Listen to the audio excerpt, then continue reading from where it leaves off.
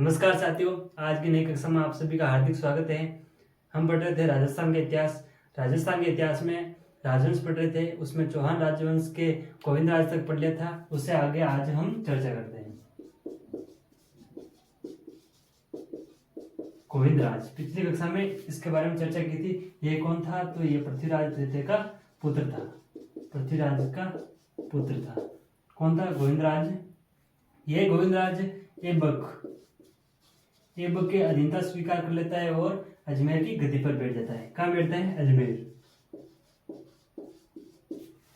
इसी पृथ्वीराज का एक भाई था जिसका नाम था हरिदास। ये हरिदास कौन था? पृथ्वीराज तृतीय का भाई। तो जब इसने ऐबक की अधीनता स्वीकार कर ली थी, तब ये चौहानों के सामंतों ने विरोध किया और समर्थन किसका कर लिया? हरिदास का। ये हरिदास इनका भाई था और इनका चाचा था। किसका? गोविंद राज का। गोविंद राज इसकी अधीनता स्वीकार की, तब सामंत सब इसके पास चले गए और ये वापस अटैक करके इसको हटा जाता है। किसको?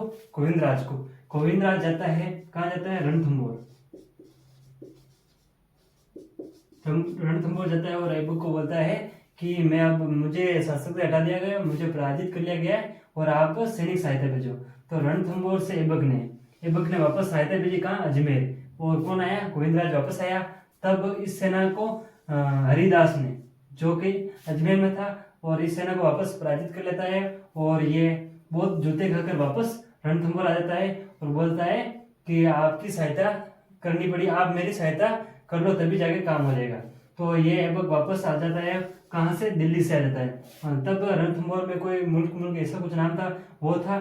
तो वो वापस दोनों मिलकर सेना लेकर अजमेर पर अटैक करने से पहले ही हरिदास के द्वारा कहा जाता है कि मैं मेरे छोटे से राज्य को लेकर सामंतों को दिक्कत नहीं देना चाहता हूँ, इसीलिए उसने अपने परिवार सहित, कुटुंब सहित अपना अग्नि में दाग दे दिया था। अग्नि में कूद गए थे, मतलब अपने आप को आत्मदाह कर लिया था। किसने किया था? हरिदास। तो ये याद रखना, ये पृथ्वीराज तृतीय का भाई था और इसने अधीनता स्वीकार कर ली थी। तभी जब ऐबक अजमेर आता है, अजमेर की सत्ता हासिल कर और अजमेर को दिल्ली के लिए केंद्र शासित बना देता है। मतलब दिल्ली के लिए केंद्र बनाया था। कुल मिला के ध्यान रखना, किसने बनाया था? ऐबक ने। किसको? अजमेर को। तब गोविंद राज बोलता है कि आप इसको दिल्ली के लिए सुरक्षित कर लिया, तो अब मैं कहाँ शासन करूंगा? तब ऐबक बोलता है कि आप रणथंभौर की जागीर आपको दे दी जाती है। तब ये कब की बात है? ध्यान रखना, ये 1194 की बात है, जब गोविंद राज ने रणथंभौर पर अपना अधिकार कर लिया और वहां से शासन स्टार्ट कर लिया था। चौहानों की मतलब नींव पड़ चुकी थी। कब पड़ी थी? तो ये 1194 की बात है। और गोविंद राज के बाद में आते हैं वल्लभ देव। किसके बाद? गोविंद राज के बाद रणथंभौर में शासक बनते हैं वल्लभ देव को 1226 में। कब? 1226 में इल्तुतमिश। कौन था?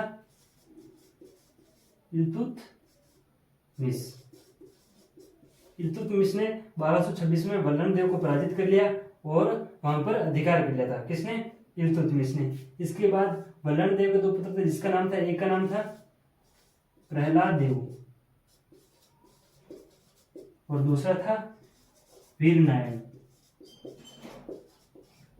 ये कौन थे? तो ये वल्लभ देव के बाद ये बनते हैं शासक। मतलब राज्य तो इल्तुतमिश के अंडर आता था और ये इनके दो पुत्र थे। प्रहलाद देव बहुत शक्तिशाली शासक था। तब ये मतलब वहां की रणथंभौर की जनता को संगठित कर रहे थे। उस टाइम ये प्रहलाद देव को एक दिन मतलब खेलने का शौक हुआ, तभी जंगल में एक शेर दिखा। क्या दिखा? शेर। और शेर से लड़ने लगे। कौन? प्रहलाद देव। लड़ते लड़ते ज्यादा घायल हो गया, जिससे इनकी मृत्यु हो जाती है। किसकी? प्रहलाद देव की। बचते हैं वीरनारायण ने मतलब रणथंभौर की जनता को जागरूक करके, संगठित करके वापस रणथंभौर पर अधिकार कर लिया था। कब? किसने किया था? वीरनारायण ने मतलब अधिकार करने वाला था। तभी ये इल्तुतमिश ने वापस संदेश भेजा कि आप बहुत ही शक्तिशाली हो, आपको सम्मानित करना पड़ेगा, तो आप आ जाओ दिल्ली। किसको बुलाया? वीरनारायण को। कहाँ बुलाया? दिल्ली बुलाकर और इसको मार दिया। किसने मारा था? इल्तुतमिश ने वीरनारायण को मार दिया। आगे देखते हैं 1 मिनट। इल्तुतमिश के द्वारा वी9 को मार दिया गया था।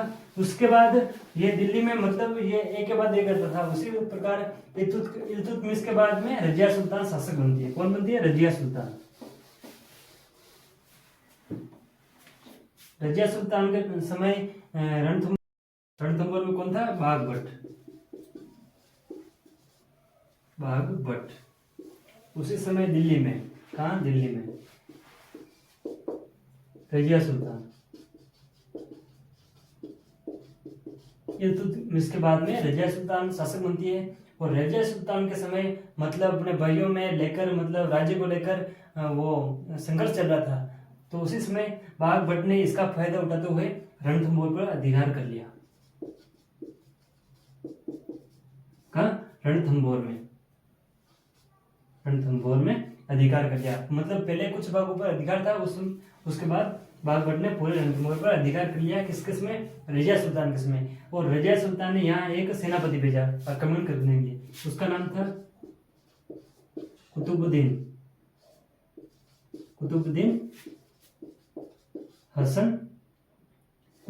हसन ऐसा कुछ नाम था। उसको यहाँ भेजा था। कहाँ भेजा था? बाघभट्ट को हराने के लिए। बाघभट्ट ने इसको पराजित कर लिया। किसको? कुतुबुद्दीन हसन को पराजित कर लिया और रणथंभौर के संपूर्ण भाग पर अधिकार कर लिया। और बाघभट्ट के बाद में शासक बनते हैं जयद्रथ सिंह। और जयद्रथ सिंह का कार्यकाल था 1250 से 1282 तक। किसका? जयद्रथ सिंह का। जयद्रथ सिंह का काल में मतलब कोई बाहरी आक्रमण नहीं हुआ, तो इसको चौहानों का शांतिकाल। जयद्रथ सिंह के समय बाहरी आक्रमण नहीं होने के कारण इसको चौहान का शांतिकाल कहा, क्योंकि कोई आक्रमण नहीं हुआ था उस समय। और इस जयद्रथ सिंह का एक पुत्र हुआ जिसका नाम था हमीरदेव चौहान। इसकी माता का नाम था हीरादेव। इसका नाम, माता का नाम हीरादेव और पिता जयद्रथ सिंह थे। इसकी पत्नी थी रंगदे। और इसकी एक पुत्री थी जिसका नाम था देवलदे। इसके समय एक दरबारी विद्वान हुआ करते थे जो प्रसिद्ध थे, इसलिए इसका नाम बार बार एग्जाम में पूछा जाता है तो वो लिखवा देते हैं दरबारी विद्वान। तो वो थे बीजादित्य। और दरबारी ये वो हो जाते हैं दरबारी विद्वान। और एक वो गुरु थे, इनके गुरु वो थे राघव देव। गुरु थे राघव देव और दरबारी विद्वान बीजादित्य थे। पुत्री देवलदे, पत्नी रंगदेव और माता हीरादेव। ये कौन थे? हमीरदेव चौहान के। और हमीरदेव चौहान का राज्याभिषेक कब हुआ? तो ये हो जाता है 1282 में इनका राज्याभिषेक हुआ। किसके बाद? जयद्रथ सिंह के बाद हमीरदेव शासक बनते हैं। आगे देखते हैं हमीरदेव के बाद में, मतलब इसके बारे में ज्यादातर एग्जाम में एक न एक प्रश्न बन जाता है। इसको थोड़ा विस्तृत लेंगे और इसके बारे में अच्छे से चर्चा करेंगे। और हमीरदेव चौहान ने कोटिजन एक यज्ञ करवाया था। क्या करवाया था? कोटिजन यज्ञ। तो इस यज्ञ के पंडित कौन थे? ये पंडित का नाम पूछा जाता है तो इसलिए इसको लिख देते हैं विश्वरूप। कोटिजन यज्ञ करवाया जिसके पंडित हुआ करते जिसका नाम था विश्वरूप। ये कोटिजन यज्ञ किसने करवाया था? तो ये हमीरदेव चौहान ने करवाया था। और इसके समय प्रारंभिक युद्ध अभियान हुए उसके बारे में देखते हैं। प्रारंभिक युद्ध अभियान। प्रारंभिक युद्ध अभियान में सबसे पहले आबू के प्रताप सिंह को पराजित किया। किसको? प्रताप सिंह को। दूसरा है भीमरस के अर्जुन देव। किसके? मालवा। अभी इसके बाद में रहता है मालवा के भोजराज को। आबू के प्रताप सिंह को, भीमरस के अर्जुन देव को, मालवा के भोजराज को। और नोट लगाकर या मोस्ट लगाकर एक महत्वपूर्ण बात है वो लिख लेना। मेवाड़ के एक शासक हुआ करते जिसका नाम था समर सिंह। समर सिंह को पराजित किया था मेवाड़ के समर सिंह। किसने पराजित किया था? तो ये किया था हमीरदेव चौहान ने। किसको? मेवाड़ के समर सिंह को। इसके बाद में और खिलजी और चौहान के बीच लंबा संघर्ष चलता है, तो उसके बारे में और विस्तृत देखते हैं। चौहान और खिलजी।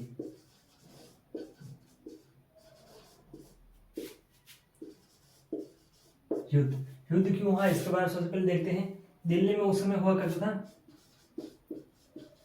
दिल्ली में गुलाम वंश के बाद खिलजी वंश स्टार्ट होता है। तो यहाँ था जलालुद्दीन खिलजी, जय के लिखते हैं शॉर्ट में। दिल्ली में कौन था? जलालुद्दीन खिलजी। और इधर राजस्थान में प्रतापी शासक हुआ करते जिसका नाम था हमीरदेव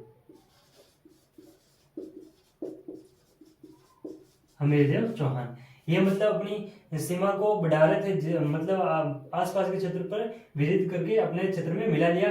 तभी दिल्ली के जलालुद्दीन खिलजी को मतलब टेंशन आ रही थी कि कब ये दिल्ली आ जाए और मुझे पराजित कर ले। और इनका मेन मकसद ही ये था कि दिल्ली को विजित करना है। तब जलालुद्दीन खिलजी और यहाँ से निकलता है और रणथंभौर की तरफ आता है। किसको पराजित करने के लिए? हमीरदेव चौहान को, क्योंकि ये भी एक शक्तिशाली उस समय के शासक हुआ करते थे। और यह जब रणथंभौर की तरफ आता है तब एक जगह पड़ाव डालकर, मतलब गांव के आसपास पड़ाव डाला सेना ने, और वहां के लोगों को पूछा कि रणथंभौर कहाँ पड़ता है और इसके बारे में कुछ जानकारी ले लो। तभी यहाँ के लोगों ने कहा कि हे खिलजी, तेरे को यहाँ मतलब ये रणथंभौर के किले को तू कभी विजिट नहीं कर सकता है। विजिट करने के लिए आपको एक काम करना पड़ेगा, मतलब रणथंभौर की एक कुंजी हुआ करती जिसका नाम था जैन दुर्ग। तेरे को पहले जैन दुर्ग को जीतना पड़ेगा, उसके बाद रणथंभौर को विजिट कर सकता है। तभी जलालुद्दीन खिलजी जैन दुर्ग पर आक्रमण करता है। तो उस समय यहाँ पर हमीरदेव चौहान के एक सेनापति थे। सेनापति का क्या नाम था? वो था गुरुदास सैनी। इसको हरा देता है कौन? ये जलालुद्दीन खिलजी जैन दुर्ग को विजिट कर लेता है और ये वापस आ जाता है रणथंभौर पर आक्रमण करने के लिए। कहाँ? रणथंभौर के। जैन दुर्ग को विजिट कर लिया, अब आते हैं रणथंभौर पर। जलालुद्दीन खिलजी यहाँ पर कुछ बहुत सारे महीनों तक पड़ाव डालते हैं, पर हमीरदेव की किलेबंदी को ये समझ नहीं सकते और 6-7 महीनों तक यहाँ खूब पड़ाव डाला, फिर भी इसको विजिट नहीं कर सका। तभी एक सेनापति को बुलाता है कौन? जलालुद्दीन खिलजी। और उस सेनापति का नाम था अहमद चापी। इसको बुलाते हैं और बोलते हैं कि सभी सेना को इकट्ठी करो, कुछ बात करनी है। तो ये पहले पूछ लेता है क्या कहोगे मतलब, तो मतलब ये बोलते हैं कौन? जलालुद्दीन खिलजी कि अब वापस दिल्ली जाना पड़ेगा, नहीं तो दिल्ली में कोई दूसरा आक्रमण करके विजिट कर लेगा। तभी सेना को बुला लेता है और अहमद चाबी वहां इनको मना कर देता है कि 5-10 दिन के लिए मत चलो, यहाँ पर ही पड़ाव रखो, अब हम विजिट कर लेंगे। ये किसने कहा था? अहमद चाबी ने मना किया था कि पड़ाव को मत हटाओ। और ये बात मानते नहीं कौन? जलालुद्दीन खिलजी। और एक कथन बोलते हैं कौन? जलालुद्दीन खिलजी। क्या बोलते हैं? मैं ऐसे 10 किलो को मुसलमान के डाडी के बाल के बराबर भी नहीं समझता हूँ। किलो को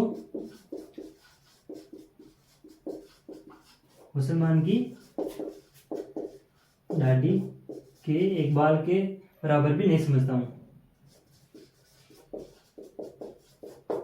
कौन बोलते हैं? जलालुद्दीन खिलजी बोलते हैं। क्या बोलते हैं? कि मैं ऐसे 10 किलो को मुसलमान की एक डाडी के बाल के बराबर भी नहीं समझता हूँ। ऐसे कहकर पड़ाव हटा देते हैं और वापस दिल्ली चले जाते हैं। इसके बाद में आते हैं अलाउद्दीन खिलजी, जो कि जलालुद्दीन खिलजी को मारकर शासक बन जाते हैं। तो इसके बाद इसकी चर्चा करते हैं। ये चौहान और खिलजी संघर्ष अभी तक जारी है, अभी तक बंद नहीं हुआ। आगे शासक बनते हैं कौन? अलाउद्दीन खिलजी। शॉर्ट में लिखते हैं एक के, आप समझ लेना। अलाउद्दीन खिलजी ये कौन थे? जलालुद्दीन खिलजी के बेटे थे, जलालुद्दीन को मारकर शासक बने थे। ये जब मतलब गुजरात अभियान कर रहे थे।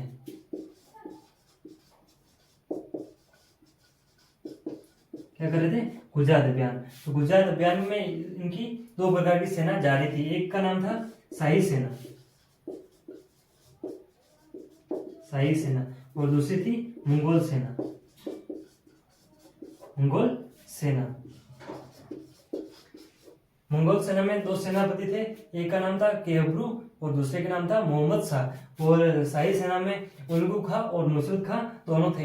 ये जब जालौर की तरफ होकर जा रहे थे तभी उस समय वहां के शासकों ने इनको जाने से मना कर दिया। फिर भी ये गुजरात जाते हैं और वहां के एक शासक को हरा लेते हैं और वहां से बहुत सारा धन इनको प्राप्त होता है। तभी ये लेकर आ रहे थे और इन दोनों में बीच में लड़ाई हो जाती है। और किसके लिए होती है? ये खजाने के लिए लड़ाई कर देते हैं और मोहम्मद शाह केहब्रू इस धन को लेकर भाग जाते हैं और हमीरदेव चौहान के पास आ जाते हैं। इसी को लेकर अलाउद्दीन खिलजी इन पर आक्रमण करता है। किस पर?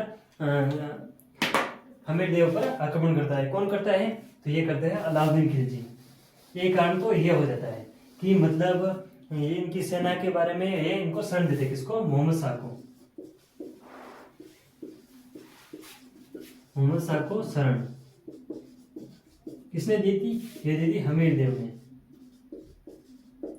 हमीरदेव ने इनको शरण दी थी। ये कारण था एक तो, और एक कारण था चिमनाबाई का। ये चिमनाबाई अलाउद्दीन खिलजी की प्रियतमा हुआ करती थी। ये इनके साथ भगकर आ जाती है। किसके पास? हमीरदेव चौहान के पास। या आधे इतिहासकार इसको मानते, आधे इसको मानते। आप दोनों याद कर लेना। इसी को लेकर 1301 में अलाउद्दीन खिलजी ने रणथंभौर पर आक्रमण करते हैं। कहाँ? रणथंभौर पर। और 1301 में रणथंभौर को विजित कर लेते हैं। कौन कर लेते हैं? तो ये अलाउद्दीन खिलजी विजित कर लेते हैं। और इस समय देवल दे ने जल जोहर किया था। जल जोहर क्या था? ये राजस्थान का प्रथम जल जोहर जो देवल दे ने किया था। ये इनकी पुत्री हुआ करती थी। और जोहर, अग्नि जोहर किसने किया था? तो ये हो जाता है रंगदे ने जोहर किया था और देवल दे ने जल जोहर किया था। ये पत्नी थी और ये इनकी पुत्री हुआ करती थी। उसी के बाद इसी युद्ध में अमीर खुसरो थे। कौन थे? अमीर खुसरो।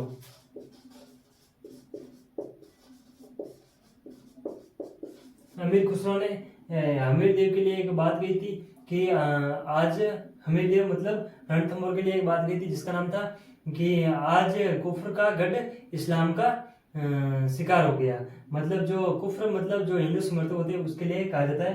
तो ये किसने कहा था? तो अमीर खुसरो ने कहा था। और इसके बारे में एक चर्चा भूल गए थे। इनके सेनापति की दो जोड़े थी। इसका नाम था एक में थे भीम सिंह और धर्म सिंह। एक जोड़ी में थे रणमल और रतिपाल। ये मतलब इनके साथ गद्दारी कर लेते हैं और ये मिल जाते हैं इनके अलाउद्दीन खिलजी के साथ। कौन मिलते हैं? रणमल और रतिपाल। और एक और इस बात मिलती है कि मतलब ये जब उल्लू खां और नुसरत खां जब आक्रमण करते हैं रणथंभौर पर सबसे पहले, तब ये धर्म सिंह और भीम सिंह को भेजते हैं जब ये कोठी जन यज्ञ करवाते हैं। कौन करवाते थे? ये हमीरदेव चौहान ने कोठी यज्ञ करवाया था। उस समय अलाउद्दीन ने आक्रमण कर लिया था। तभी भीम सिंह और धर्म सिंह जाते हैं। इसमें भीम सिंह की मृत्यु हो जाती है और धर्म सिंह बच जाता है। धर्म सिंह को सेनापति से हटा देते हैं और देश निकाला देते हैं और एक सेनापति बनाते हैं जिसका नाम था भोज। ये भोज से मतलब राज्य नहीं संभाल सके, इनको वापस हटा देते हैं। वापस धर्म सिंह को बनाते हैं। पहले इनकी आंखें फोड़ दी थी, फिर भी इनको शासक बनाते हैं। तो ये रूसकर वापस अलाउद्दीन खिलजी के पास चले जाते हैं और इनसे मिल जाते हैं और पूरे शासन के बारे में उनको बता देते हैं, जिससे रणथंभौर को जीतने में इनको सहायता मिल जाती है। किसको? तो ये हो जाता है अलाउद्दीन खिलजी को। तो ये इनके बारे में चर्चा कर ली है। इससे बाहर शहीदी बन सकता है क्योंकि सब के बारे में चर्चा की ली। और ये प्रश्न पूछा जा सकता है कि जल जोहर किसने किया था? जो राजस्थान का पहला था ये क्या था? देवल दे ने, जो हमीरदेव चौहान की पुत्री हुआ करती थी। धन्यवाद। बने रहे ऑथेंटिक क्लासेस के साथ।